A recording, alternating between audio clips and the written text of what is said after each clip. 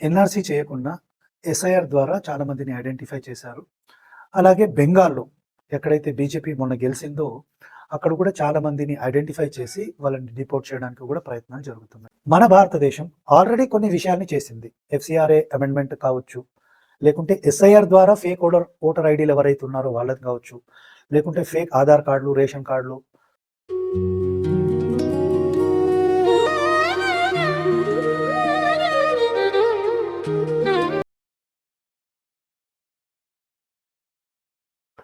ప్రేక్షకులందరికీ నమస్తే. ధర్మ మార్గం ఛానల్ని సబ్స్క్రైబ్ చేసుకోండి. అలాగే వీడియోని లైక్ చేయండి, షేర్ చేయండి. ఈరోజు టాపిక్ చాలా సింపుల్ అండి. రాడికల్ ఇస్లాం. ఈ రాడికల్ ఇస్లాం అనేది మన భారతదేశానికే కాదు, మొత్తం ప్రపంచానికి కూడా ఒక ప్రమాదం లాంటిది. ముఖ్యంగా ఈరోజు యూరోప్ పరిస్థితి చూస్తే కొన్ని దేశాలు చాలా దారుణంగా ఈ ఇస్లామిక్ తీవ్రవాదాన్ని ఎదుర్కొంటున్నాయి.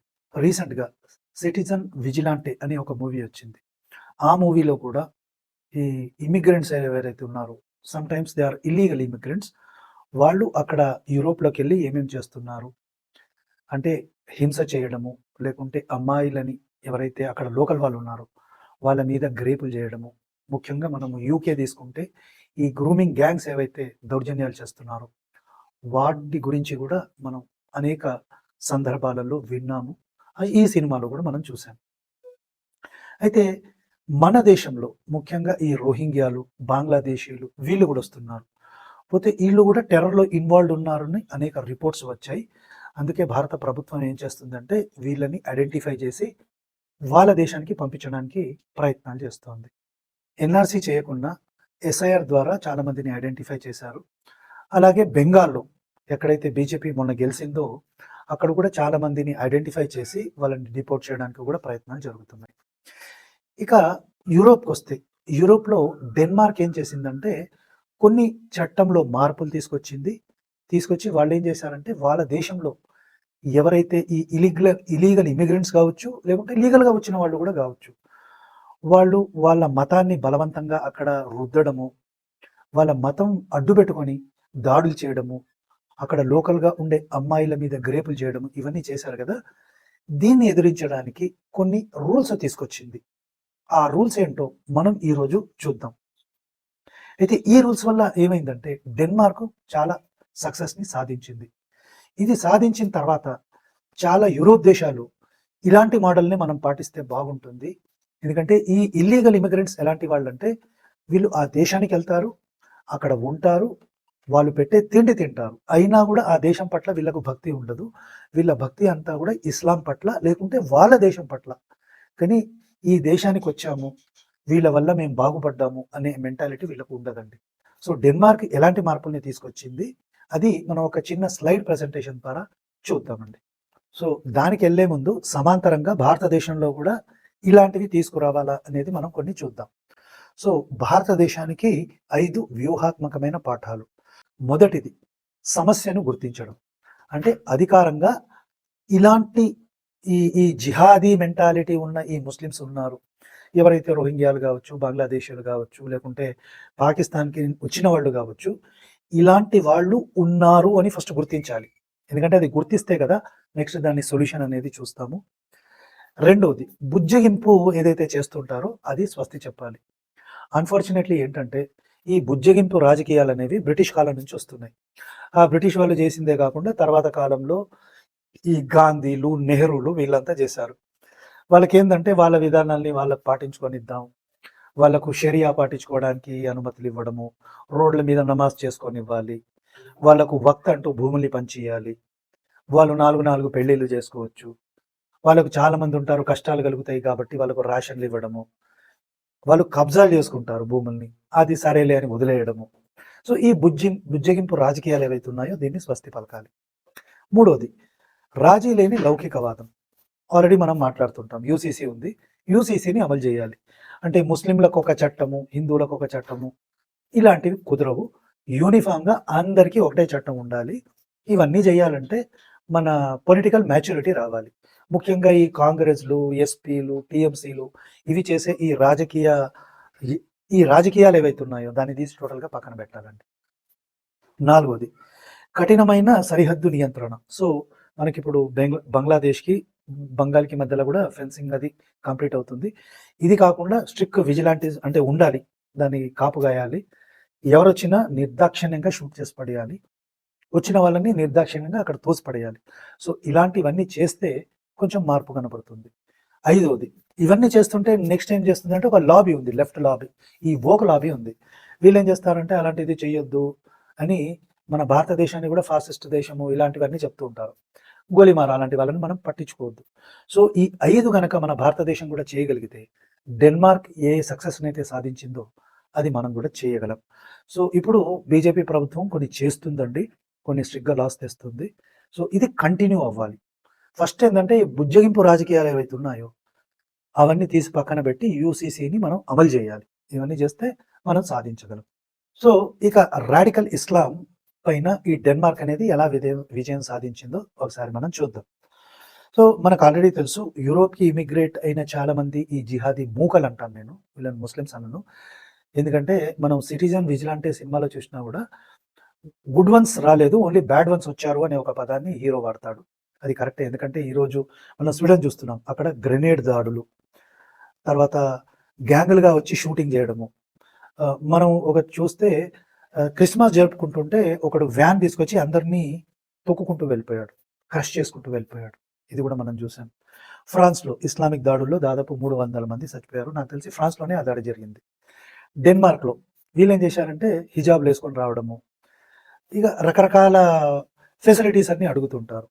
సో, డెన్మార్క్ ఏం చేసిందంటే అక్రమంగా ఎవరైతే జొరబాటుదారులు ఉన్నారో వాళ్ళని మొత్తం బ్యాన్ చేసేసింది. హిజాబ్ బ్యాన్ చేసింది.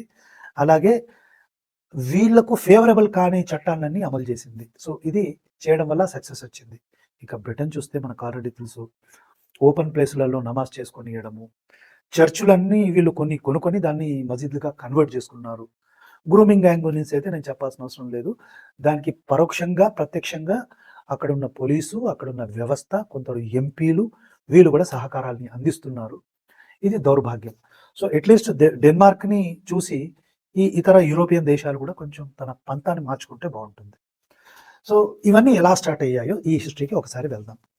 సో, 1960s నుంచి అనుకుంటా ఇక్కడ నుంచి చాలామంది అంటే గల్ఫ్ దేశాల నుంచి, ఈజిప్ట్ నుంచి, సిరియా నుంచి, ఇక్కడి నుంచి చాలామంది వలస వెళ్లారు అక్కడికి. వలస వెళ్ళడం 1970లో ఏందంటే చీప్‌గా ఉంటుందని లేబర్‌ని ఇంపోర్ట్ చేసుకున్నారు.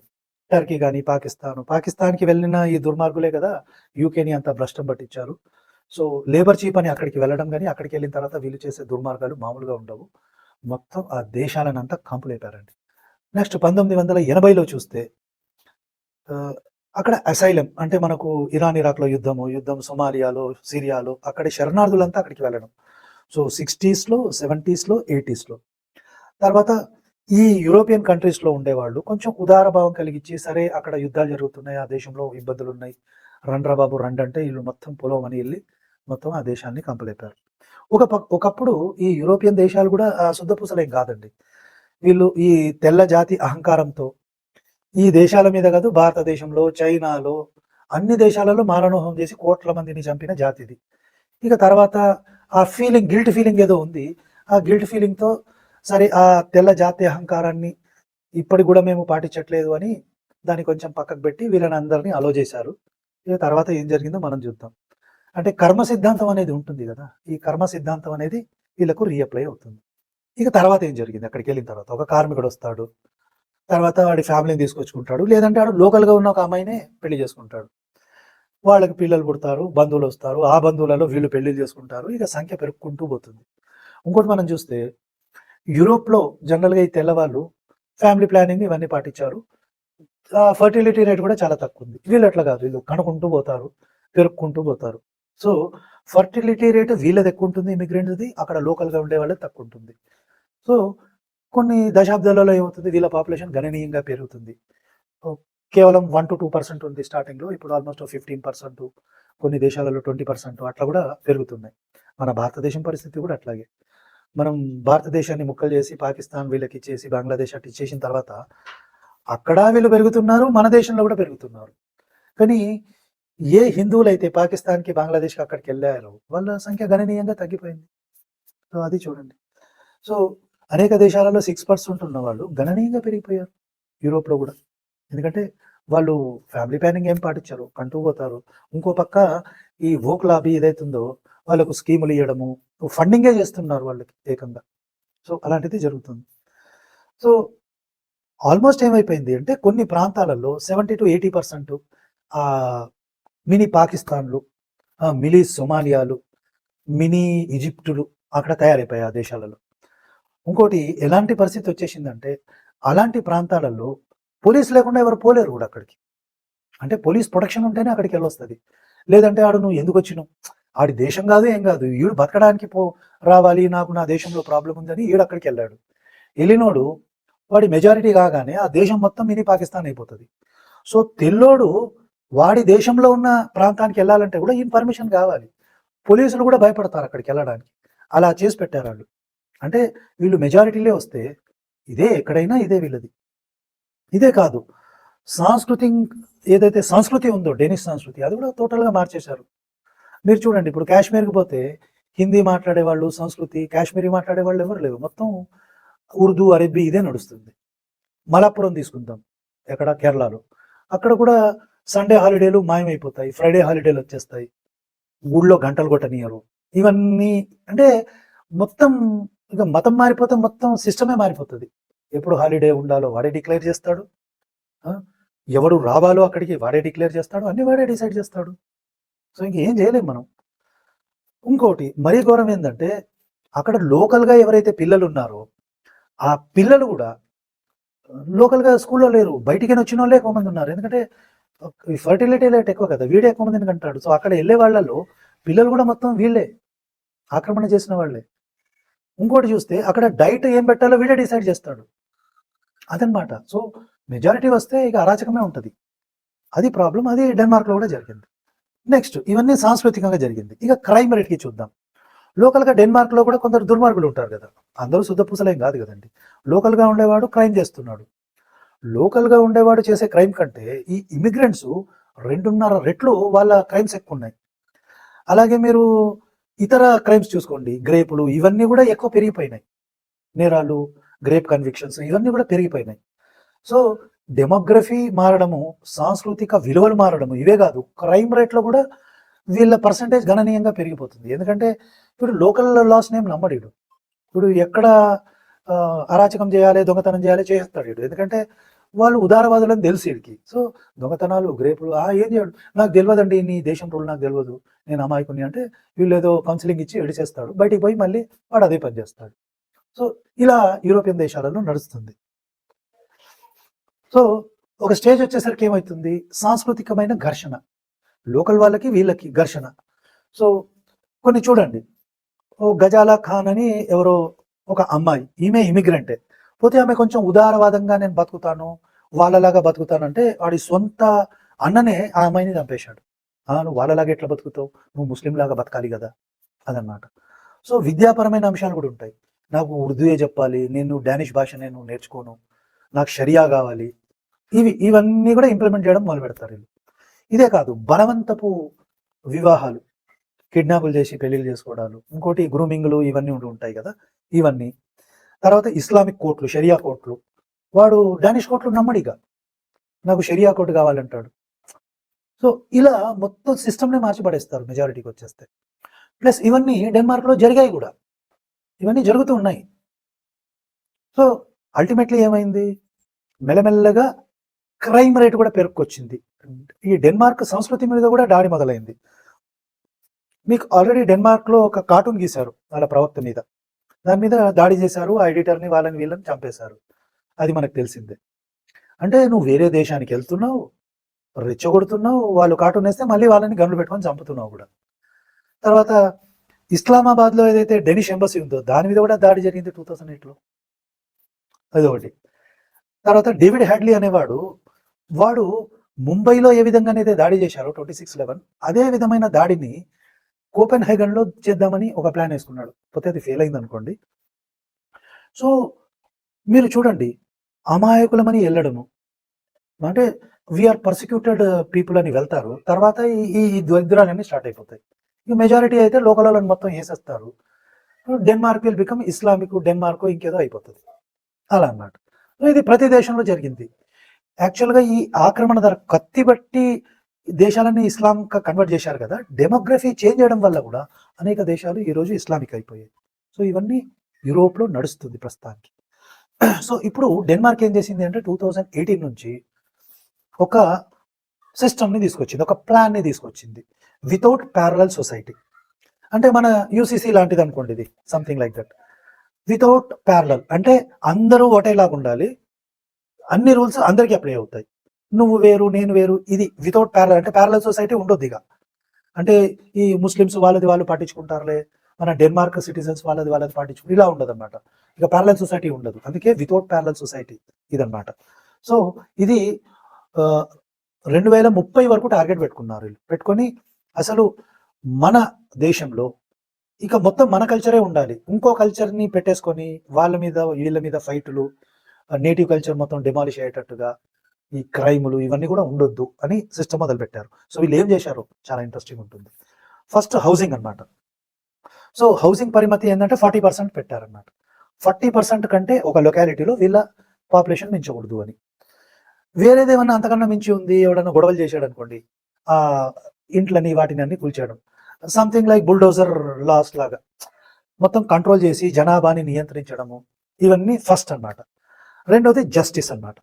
జస్టిస్లో ఏంటంటే ఒక పర్టికులర్ లొకాటిలిటీలో ఈ ఇమిగ్రెంట్ ఏదైతే ఒక పని చేశాడు అనుకోండి, నార్మల్ ఇచ్చే శిక్ష కంటే 2 ఇంతలు శిక్ష విధించడం. అంటే ఒక క్రైమ్కి 2 సంవత్సరాలు శిక్ష అనుకోండి, దీన్ని 4 సంవత్సరాలు చేయడం ఇట్లా. సో శిక్షని రెట్టింపు చేశారు వీళ్ళ కోసం, ఎందుకంటే కంట్రోల్ చేయాలంటే దానికి తగినట్టు కూడా పనిష్మెంట్లు ఉండాలి. అదొకటి మొదలు పెట్టారు. తర్వాత వీళ్ళని అసిమిలేట్ చేసుకోవడం. అసిమిలేట్ అంటే షరియా రూల్స్ కావాలి, షరియా స్కూల్స్ కావాలి, లేకుంటే మదర్సాలు కావాలి, ఇవన్నీ జాంతేనే మొత్తం తీసిపడేసి డే కేర్ అనమాట. ఒకటో సంవత్సరం నుంచి ఇంత పర్టికులర్ ఏజ్ వరకు డే కేర్ ఉంటుంది. ఆ స్కూల్లో ఏం చెప్తారో అదే చెప్తారు, ఇంకా వేరేది వీడు చెప్తే నువ్వు ఉంటే ఉండు, లేకుంటే నీ దేశానికి పో. ఇక్కడ ఈ దేశంలో ఉండాలంటే ఇది ఎడ్యుకేషన్ సిస్టమ్, ఇది ఉంటేనే ఉండు, లేకుంటే గెట్ అవుట్, ఇట్లా వీళ్ళు చెప్పారు. సో కఠినంగా ఇంప్లిమెంట్ చేయడం. ఇంకోటి, వీడు డెన్మార్క్లో ఉన్నాడు. డెన్మార్క్లో ఉంటే నీకు డెన్మార్క్ ఇష్టమా లేకుంటే నీ ఇస్లాం ఇష్టమా డిసైడ్ చేసుకోవాడు. లేదు నాకు ఇస్లామే ఇష్టం అంటే ప్యాక్, నువ్వు ఇంకా పో, నీకు ఇస్లాం ఇష్టం అంటే, నీకు షరియా ఇష్టం అంటే షరియా ఎక్కడుందో నీ దేశంలో నువ్వు వెళ్ళిపోని అని డిపోర్ట్ చేసేయడం అన్నమాట. సో ఫస్ట్ ప్రిఫరెన్స్ ఏంది, దేశం. నువ్వు డెన్మార్క్ వచ్చావు కాబట్టి డెన్మార్క్ రూల్స్ ఫాలో చేయి, Denmark should be your first preference. So అట్లా ఇవన్నీ చేశాడు. ఎవడైతే ఫెయిల్ అయ్యాడో అని ప్యాక్. అట్లా పబ్లిక్ ఆర్డర్, ఇంకోటి హిజాబ్ బ్యాను, ఇవన్నీ అనమాట. ఇక రకరకాలే పెట్టారు. ఏమైనా తప్పు చేస్తే జైల్లో వేయడం, డబుల్ శిక్షలు వేయడం, ఇలాంటివన్నీ కూడా ఇంప్లిమెంట్ మొదలు పెట్టారు. ఇది 2018 నుంచి డెన్మార్క్లో. అందుకే డెన్మార్క్ ఈ ఇల్లీగల్ ఇమిగ్రెంట్స్ని ఒక స్టేజ్ తర్వాత తీసుకోవడం మానేసింది అనమాట. వాళ్ళు ఓపెన్గా చెప్పారు చాలామంది. సో 2019 తర్వాత అంటే వీళ్ళు క్రమంగా మార్చుకుంటూ వచ్చారులేండి. సో వీళ్ళు ఏం చేశారంటే బయట వాళ్ళని ఇంకా రావడం మొత్తం స్టాప్ చేసేసారు. ఇల్లీగల్ ఇమిగ్రెంట్స్, నాకు అది problem. Denmark no, we're not taking anybody, ఎవరిని మేము అలౌ చేయం, అసలు మా దేశానికి రానే రావద్దు. నెక్స్ట్ వీళ్ళు ఏం చేశారు, ఏ దేశం నుంచి అయితే వీడు వచ్చాడో ఆ దేశము సురక్షితమైన దేశం అని వీళ్ళు డిక్లేర్ చేశారు ఇక్కడ. సో డిక్లేర్ చేసి, చూడరా నీ దేశం ఇప్పుడు సేఫ్ ఉంది, నీకు ఇక్కడ నచ్చట్లేదు, నీకు ఇక్కడ ఇబ్బంది ఉంది, you go to your country. So pack చేయడం అన్నమాట. ఎందుకంటే వాడేం ఎక్స్క్యూజ్ ఇస్తాడు, అక్కడ పరిస్థితులు బాగలేవని ఇక్కడ ఉంటాడు, ఈ దేశాన్ని సిరియాలాగా చేస్తాడు. సో ఇక అది కుదరదన్నమాట. నీ దేశం సురక్షితంగా ఉంది, అని బాగున్నాయి, నువ్వు ఇక్కడ నచ్చట్లేదు, షరియాలా అంటున్నాను, నువ్వు ప్యాక్ అయిపో, వెళ్ళిపో, అట్లా. సో అట్లా పంపించడం మొదలు. Next mass deportation. ఎవడెవడైతే గొడవలు చేస్తున్నాడో, డెన్మార్క్ లాస్ ఫాలో చేయట్లేదు, మొత్తం అందరినీ ప్యాక్ అన్నమాట. సో ఇది డెన్మార్క్ చేసింది. ఇంకో పక్క బ్రిటన్తో కంపేర్ చేస్తున్నారు చూడండి. రవాండాలో ఒక స్కీమ్ పెట్టారు, ఇది ఇంగ్లాండ్ పెట్టి 700 మిలియన్ల పౌండ్ ఖర్చు పెట్టి కేవలం 4 పంపించింది. కానీ డెన్మార్క్ 95% ఎవరైతే ఇల్లీగల్ ఇమిగ్రెంట్స్ ఉన్నారో ఆ చెత్త చెదారాన్ని మొత్తం ప్యాక్ చేసి అందరినీ పంపించేసింది. అంటే ఇక్కడ కావాల్సింది ఏంటంటే పొలిటికల్ కమిట్మెంట్ అండి. ఒక్కసారి ఆ పొలిటికల్ కమిట్మెంట్ కనుక ప్రభుత్వం తీసుకుంటే ప్రభుత్వాన్ని ఆపేవాళ్ళు ఎవరు ఉండరు. ఒకటే ఏంటంటే, ఏ పొలిటికల్ పార్టీ అధికారంలోకి వచ్చినా ఇదే ఫాలో చేయాలి. ఇంకో పొలిటికల్ పార్టీ వచ్చి ఓట్ల కోసం అడ్డమైన గడ్డి తిని మళ్ళీ వీళ్ళకు ఫ్రీ హ్యాండ్ ఇచ్చింది అనుకోండి, పొలిటికల్ పార్టీ రేపు ఉండొచ్చు లేకపోవచ్చు, కానీ దేశాన్ని మాత్రం సర్వనాశనం చేస్తారు వీళ్ళు. కాబట్టి దేశం అనేది ఏ పొలిటికల్ పార్టీకైనా ప్రైమ్ అవ్వాలి. సో అధికారంలో ఉన్న పొలిటికల్ పార్టీ ఒక రూల్ పెట్టుకొని దాన్ని పాటిస్తే బాగుంటుంది. మన దేశంలో ఐ థింక్ ఇది కష్టము. సో అందుకే నేనేమనుకుంటానంటే బీజేపీ కనుక కంటిన్యూస్గా అధికారంలో ఉంటే ఇలాంటి రూల్స్ కొని అప్లై చేయగలదు అని నాకు అనిపిస్తుంది. నెక్స్ట్ ఫలితాలు ఏంటి? సో చెప్పాను కదండి, మినీ పాకిస్తాన్లు, మినీ సొమాలియాలు ఇవన్నీ తయారయ్యాయని. 29 తయారయ్యాయి అప్పుడు 2018లో. సో 2024 వచ్చేసరికి ఆల్మోస్ట్ 8కి వచ్చేసాయి. అవి కూడా మ్యాక్సిమం కంట్రోల్ అయ్యి ఈ మసీదుల మీద విదేశీ ఫండింగ్లు ఇవన్నీ ఉక్కుపాదంతో అంచడము, తీవ్రవాదము, ఇవన్నీ ఇమాంల బహిష్కరణ, ఎక్స్ట్రా చేస్తే వాడిని డిపోర్ట్ చేసేయడము, ఇలాంటివన్నీ చేశారు. ఈరోజు కూడా చూడండి, ఎఫ్సిఆర్ఏ అమెండ్మెంట్ చేశారు 2016 మన ప్రభుత్వం. అది చేసి స్ట్రిక్ట్గా ఇంప్లిమెంట్ చేశారనుకోండి, ఫారిన్ ఫండింగ్ ఆగిందనుకోండి, డబ్బులు లేకుంటే ఏం చేస్తారండి ఇక్కడ కూర్చొనిడు? ఫేక్ ఆధార్ కార్డులు, రేషన్ కార్డులు ఇచ్చి బియ్యం ఇస్తూ ఉంటాడు, తిని బలిసి కూర్చుంటాడు ఈయన్ని. సో రేషన్ కార్డులు మొత్తం బంద్ చేశారనుకోండి, రోహింగ్యాలకి, పాకిస్తాన్ వాళ్ళకి, బంగ్లాదేశ్ వాళ్ళకి తిండే లేకపోతే ఏం చేస్తాడు? ఉద్యోగం రాదు. ఏ ఉద్యోగంకి పోవాలన్నా ఆధార్ కార్డు చూపెట్టాలి. ఫేక్ ఆధార్ కార్డులన్నీ క్యాన్సిల్ చేశారనుకోండి, ఇక్కడ ఉండలేడు. కంపల్సరీగా ప్యాక్ సామాన్లు అన్ని చదువుకున్నాడు, ఆ దేశానికి వెళ్తాడు. సో అట్లా మ్యాక్సిమం డెన్మార్క్ కంట్రోల్ చేసింది. మనం కూడా అదే పద్ధతిలో వెళ్తే ఈ రోహింగ్యాలు ఎవరైతే కోట్లలో ఉన్నారో మన దేశంలో, వీళ్ళు కూడా ఫిల్టర్ అయిపోతారు. కానీ ఇక్కడ ప్రాబ్లం అంతా ఏంటంటే అమ్నెస్టీ ఇంటర్నేషనల్, యుఎన్ ఇలాంటి పనికిమాలిన సంస్థలు ఉన్నాయిగా, ఎన్జిఓలు, ఈ ఎఫ్సిఆర్ఏ ద్వారా డబ్బులు తెప్పించుకొని దేశాన్ని నాశనం చేసే వీళ్ళు ఏమనుకున్నా వాళ్ళని బ్యాన్ చేసి పడేయాలి. ఇన్ఫ్యాక్ట్ బీజేపీ ప్రభుత్వం మంచి చేసింది. 5 years ఉంటుంది. ఏది ఈ ఎఫ్సిఆర్ఏ ఏదైతే బిల్ తీసుకొచ్చారో దాని రిజిస్ట్రేషన్ 5 years ఉంటుంది. 5 yearsలో రెన్యువల్ చేసుకోలేదు అనుకోండి, ఎక్స్పైర్ అవుతుంది. ఇంకోటి, డబ్బులు ఎక్కడికి పోతున్నాయి మొత్తం లెక్కలు చెప్పాలి. లెక్కలు చెప్తేనే కరెక్ట్గా మనకు తెలుస్తుంది అనమాట. లేదంటే వీడు తెప్పించుకునే డబ్బులు ఏవైతే ఉంటాయో ఒక పర్పస్ కోసం తెప్పించుకుంటాడు, వీడేమో ఇక్కడ ఉన్న రోహింగ్యాలకి ఇవ్వడము, బంగ్లాదేశీలకి ఇచ్చి వాళ్ళని సెటిల్ చేసి వాళ్ళకి ఆధార్ కార్డులు, రేషన్ కార్డులు, ఓటర్ ఐడీలు ఇవన్నీ తయారు చేసి ఇస్తాడు, టెర్రరిజం కూడా చేయిస్తాడు. సో ఫండింగ్ ఆగిపోతే ఏం జరుగుతుందో మనకు క్లియర్గా మనకు డెన్మార్క్ చెప్తుంది అనమాట. సో మేబీ డెన్మార్క్ నుంచి మనం కూడా కొన్ని నేర్చుకోవాలేమో. సో అల్టిమేట్లీ ఏమైపోయింది, డెన్మార్క్ నుంచి మ్యాక్సిమం ఈ చెత్త చెదారం, ఈ జిహాదీలంతా ఫిల్టర్ అయిపోయారు మ్యాక్సిమం. సో క్రైమ్ రేట్ తగ్గింది, గ్రేపులు తగ్గాయి, లోకల్గా ఎవరైతే డెనిష్ సిటిజన్స్ ఉన్నారో వాళ్ళ మీద దాడులు తగ్గాయి. ఇప్పుడు యూరోప్ రియలైజ్ అవుతుంది, అరే డెన్మార్క్ చేసింది ఇన్ని మంచి పనులు, మనం కూడా దీన్ని ఫాలో చేస్తే ఎలా ఉంటుంది. చేయం రా బాబు. ఇప్పుడు ఈ సిరియాకేని అక్కడికేని ఎవరైతే యూరోప్ వెళ్తుండ్రో వాళ్ళని గల్ఫ్ కంట్రీసే తీసుకోవట్లే. ఎందుకంటే వాళ్ళు క్రిమినల్స్ అని గల్ఫ్ ఈ యూఏఈకి కానీ సౌదీ వాళ్ళకి తెలియదా? మేము వీళ్ళేదో ఉదారవాదంతో వాళ్ళని అందరినీ తీసుకొని వాళ్ళ దేశాన్ని వాళ్ళే నాశనం చేసుకున్నారు. వాడు ఏ దేశంలో ఉందో ఆడనే పోయి చేస్తాడు, మనకెందుకు ఆ దరిద్రం. సో ఇప్పుడు ఏమవుతుంది అంటే ఇతర యూరోపియన్ దేశాలు కూడా డెన్మార్క్ని చూసి నేర్చుకుంటున్నాయి. ఈ దరిద్రంతో ఎప్పటికైనా ప్రమాదమే, వీళ్ళని వాళ్ళ దేశానికి పంపిస్తేనే మన దేశం సేఫ్గా ఉంటుంది అని వాళ్ళకు కూడా అర్థమవుతుంది ఇప్పుడు. సో ఇక మన దేశానికి కూడా వద్దాం. సో డెన్మార్క్ ఏం చేసింది, డెమోగ్రఫీ అన్ని మార్పులు జరిగింది. అదే మన భారతదేశంలో కూడా జరుగుతుంది. చూడండి, పశ్చిమ బెంగాల్, వెస్ట్ బెంగాల్లో already demographic change Mamata Banerjee ఉన్నప్పుడు మ్యాక్సిమం చేసేసింది. ఉత్తరప్రదేశ్లో అనేక జిల్లాలలో ముస్లిం బహుళం వచ్చేసింది, మెజారిటీ వచ్చేసింది. కేరళలో మల్లాపురం అంటారు, అక్కడ గుడిలో గంటలు మోగవు, ఎవరు పూజలు చేసుకోలేరు, వాళ్ళ నమాజులు. సండే కూడా హాలిడే తీసేసి ఫ్రైడే రోజు హాలిడే పెట్టుకున్నారు. సో సమాంతరంగా మనకు చాలా కనిపిస్తున్నాయి. ఆల్రెడీ మనం చూసాం డెన్మార్క్లో కార్టూనిస్ట్ పైన దాడి, కోపెన్హెగన్ అక్కడ కూడా షూటింగ్లు. మనది చూస్తే ఇక్కడ నూపూర్ శర్మ ఆమె మీద కేసు పెట్టడము, లైఫ్ థ్రెట్. కనయ్య కుమార్ అనే ఒక టైలర్ని గొంతుకొచ్చి చంపారు నూపూర్ శర్మకి సపోర్ట్ చేసినందుకు. సో ఆల్మోస్ట్ సమాంతరంగా కనిపిస్తున్నాయి డెన్మార్క్కి, భారతదేశానికి. సిరియా, సొమాలియా నుంచి శరణార్థులంతా డెన్మార్క్ వెళ్ళారు. మన దేశంలో ఎక్కడ చెప్పాను కదా, బంగ్లాదేశ్ ప్లస్ ఈ రోహింగ్యాలు వీళ్ళు. సో వీళ్ళని మనం ట్యాకిల్ చేయాలంటే డెన్మార్క్ని ఆదర్శంగా తీసుకోవాలి, స్ట్రిక్ట్ రూల్స్ పెట్టాలి. ఈ లెఫ్ట్ ఎక్కువ వోక్ సిస్టమ్ ఎప్పుడు ఉంది, కాంగ్రెస్ వాళ్ళు వీళ్ళంతా కూడా ఓట్ల రాజకీయం ఆడతారు. ఆ రోహింగ్యాలకి, బంగ్లాదేశీలకి ఆధార్ కార్డులు, ఓటర్ ఐడి కార్డులు అన్ని ఇచ్చి వాళ్ళతో గుద్దించుకొని వాళ్ళని వాడుకొని పవర్లోకి రావాలి. వాళ్ళు అరుస్తూ ఉంటారు. కానీ నాకు తెలిసి గవర్నమెంట్ అనేది స్ట్రిక్ట్‌గా హిందువుల కోసం లేకుంటే భారతదేశంలో ఉన్నోళ్ళ కోసం పనిచేసి, ఈ ఇల్లీగల్ ఇమిగ్రెంట్స్‌ని ఏరి పారేయాలి. వాళ్ళ దేశానికి వాళ్ళని పంపించేస్తే మన దేశం సేఫ్ ఉంటుంది. మన దేశం మనకున్నట్టు ఉంటుంది. సో, అది ప్రేక్షకులు. మరి మన భారతదేశం ఆల్రెడీ కొన్ని విషయాల్ని చేసింది. ఎఫ్‌సిఆర్‌ఏ అమెండ్మెంట్ కావచ్చు, లేకుంటే ఎస్ఐఆర్ ద్వారా ఫేక్ ఓటర్ ఐడీలు ఎవరైతే ఉన్నారో వాళ్ళది కావచ్చు, లేకుంటే ఫేక్ ఆధార్ కార్డులు, రేషన్ కార్డులు, ఎలక్షన్ ఐడీ కార్డులు, ఈ ఐడెంటిఫికేషన్ ప్రాసెస్ కావచ్చు. ఇవన్నీ కూడా భారతదేశం చేస్తుంది. ఇవన్నీ చేస్తే మనం కూడా మన దేశంలో ఎవరైతే ఈ బంగ్లాదేశీలు, పాకిస్తానోళ్ళు, లేకుంటే రోహింగ్యాలు ఎవరైతే ఉన్నారో వాళ్ళని ఐడెంటిఫై చేసి వాళ్ళని పంపించేస్తే మన రిసోర్సెస్ మీద కూడా భారం తగ్గుతుంది. మనం కూడా సేఫ్‌గా ఉండగలుగుతాము. అప్పటికి చాలామంది డబ్బులతో ఈ టెర్రర్ యాక్టివిటీస్ నడుస్తూనే ఉన్నాయి. నేను ఈరోజు ఒక చదివిన వార్త ఏంటంటే గుజరాత్ నుంచి ఒక 8 మంది జిహాదీలని అరెస్ట్ చేశారని, వాళ్ళకు కూడా పాకిస్తాన్ నుంచి ఎల్ఈటీ నుంచి ఏదో ఫండింగ్ దొరికిందని కూడా న్యూస్ వచ్చింది మార్నింగ్. సో, ఇవన్నీ పోవాలంటే స్ట్రిక్ట్‌గా ఈ టెర్రర్ లాస్ కూడా మారాలి. నేను అనుకోవడం అండి, ఈ టెర్రరిస్ట్‌లని వీళ్ళను అరెస్ట్ చేయడము, కోర్టు కేసులు పెట్టడము ఇవన్నీ కష్టం అండి. నేను అనుకోవడం ఏంటంటే ఈ అన్నోన్ గన్‌మెన్ సిస్టమ్ బావుంటదండి.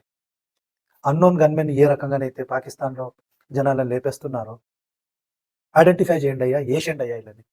ఈ దుర్మార్గులని ఎప్పటిదప్పుడు ఏసేస్తే మన దేశం కూడా సేఫ్‌గా ఉంటుంది. మనము భారతీయులం సేఫ్‌గా ఉంటాం. సో, ఈ వీడియో గురించి మీరేమంటారు ప్రేక్షకులు? కామెంట్ రూపంలో చెప్పండి. వీడియోని షేర్ చేయండి. మరో వీడియోతో మళ్ళీ కలుస్తాను. నమస్తే.